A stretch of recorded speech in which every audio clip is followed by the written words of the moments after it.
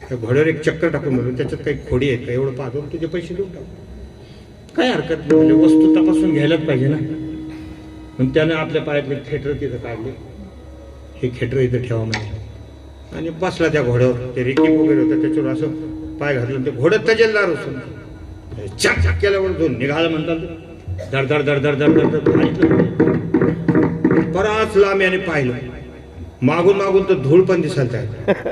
घोडं बी नाही धूळ बी. अर्धा घंटा झाला, 1 घंटा झाला, 2 घंटे झाले, घोडं नाही. मग काही बाजारातले लोक होते म्हणले बा घोडं विकलं वाटतं. आपल्याला काही घेता नाही आलं पण आता ज्यांनी घेतलं त्यांनी पण कमीत कमी केवढ्याला गेलं ते तर विचारू. तिथे आला म्हणले राम राम पाहुणे घोडं विकलं वाटतं. म्हणले हो विकलं.